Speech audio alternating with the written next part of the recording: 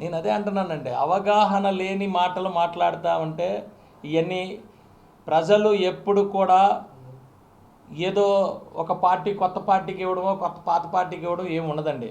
ప్రజలు ఎవరిని నమ్మితే వాళ్ళకి ఇస్తారండి.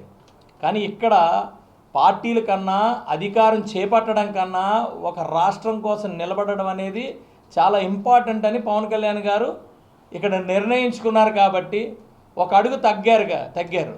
నేను అడుగుతున్నా, మీ నాయకుడు ఎప్పుడైనా, మీ నాయకుడు ఎవరు, జగన్మోహన్ రెడ్డి ఎప్పుడైనా ఎక్కడైనా పరిస్థితులు సందర్భాలు ఉన్నాయో లేదో చెప్పండి.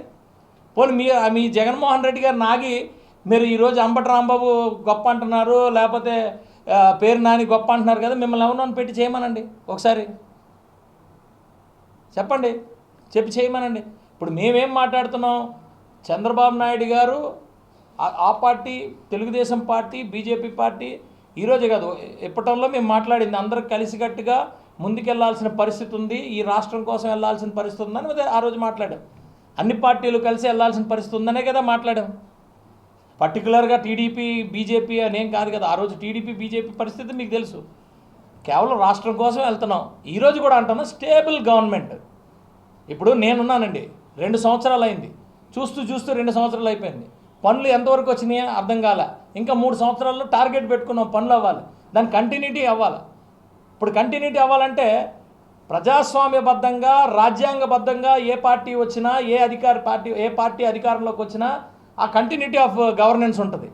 మనం 1924 మధ్యన చూసాం కదా, అది కంటిన్యూటెడ్. సింపుల్గా ఏదైతే ప్రజావేదిక ఉందో, ప్రజావేదిక ఏం చేసింది చెప్పండి ఎవరినన్నా. మీకు నచ్చలేదు వదిలేయండి, దాన్ని ఎందుకు కూల్చాలంటాను నేను. అలాగా కంటిన్యూటీ ఆఫ్ గవర్నెన్స్ లేకపోయినప్పుడు డెఫినెట్గా రాష్ట్రానికి ఇబ్బంది పడుతుంది. అది ప్రజలు గమనించారు. డెఫినెట్గా ప్రజలు నెక్స్ట్ 10-15 ఇయర్స్ ఒక స్టేబుల్ గవర్నమెంట్కి సైడ్ నించుంటారు, స్టేబుల్ గవర్నమెంట్ని ఉంచుకుంటారు అనేది, వాళ్ళు ఎన్నుకుంటారు అనేది మాకు నమ్మకం ఉంది. సో మరింత కన్ఫ్యూజన్ ఇవ్వకుండా పవన్ కళ్యాణ్ గారు క్లియర్గా అన్నారు తప్పితే మాకు చేతకాక కాదు. మీరు ఎన్నన్నా మమ్మల్ని గిలినా, మమ్మల్ని రెచ్చగొడదామన్నా, మీ ఇంటెన్షన్ ఏంటంటే చంద్రబాబు నాయుడు గారు, పవన్ కళ్యాణ్ గారు విడిపోవాలి, లేకపోతే ఎవరైతే మాకు సపోర్టివ్గా వస్తున్నారో వాళ్ళందరూ మమ్మల్ని వదిలేయాలి. దీనికోసం మీ కుయుక్తులు రాజకీయాలు చేస్తున్నారు, అదంతా కూడా ఇదవుతుంది. మేము కూడా చూపిస్తాం. ఎస్పెషల్లీ నేను 2019-24 మధ్యలో ప్రతి డిబేట్లో కూడా నన్ను అవమానించారు. మీ నాయకుడు 2 దగ్గర నించున్నాడు, ఒక దగ్గర కూడా గెలలేదన్నాడు. మరి 2024 వచ్చేసరికి దేశంలోనే అత్యుత్తమమైన పార్టీ మాది, 100% స్ట్రైక్ రేట్తో వచ్చాం. అవునా కదా చెప్పండి. ఎవరైతే అన్నారో వాళ్ళందరూ 92,000, 95,000, నేను కూడా 50,000, సుమారు 50,000 మెజారిటీతో నేను గెలిచాను. ఎప్పుడు కూడా నా భూతో నా భవిష్యత్తు అవి కాదు కదండి. ప్రజలు ఓట్లు ఒక ఓటేసి గెలిపించినా, 1,00,000 ఓట్ల మెజారిటీ గెలిపించినా ప్రజలు ఏదైతే ఇస్తారో ఆ దానికి శిరస వహిస్తారు. ఎవరు ఇక్కడేమీ గొప్పలేం కాదండి. పార్టీలు పెట్టిన తర్వాత వెంటనే ఇది పెద్ద పార్టీ ఏం కాదు. మరి 11కి ఎందుకు దిగిపోయారు? 11కి చేతకాయ దిగిపోయారా? అలా అనట్లేదు కదా. ప్రజలు ఇచ్చిన ఏదైతే వాళ్ళ ఒపీనియన్, అది ప్రజలు ఇచ్చిన ఒపీనియన్ మీద వాళ్ళు ఇదయ్యారు. దాన్ని మేమేమి ఎక్కడ అవమానించలేదే.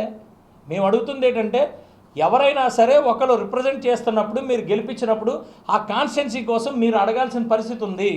ఒక రాష్ట్ర పార్టీకి మీరు పెట్టుకున్నారు, ఒక ప్రభుత్వంలో ఉండి బయటకు వచ్చారు కాబట్టి మీరు డెఫినెట్గా ఉన్న నిర్ణయాల మీద మీరు మాట్లాడాల్సిన పరిస్థితి ఉంది. అది ఎక్కడ చెప్పండి. మీరు ఒక శాసన సభ్యుడు అన్నప్పుడు శాసనం చేసినప్పుడు మీరు ఉండాలా, లేకపోతే సభలో మీరు ఉండాలా? ఏమీ లేకుండా మీరు మాట్లాడుతుంటే అసలు పార్టీయే కాని పార్టీ కదా.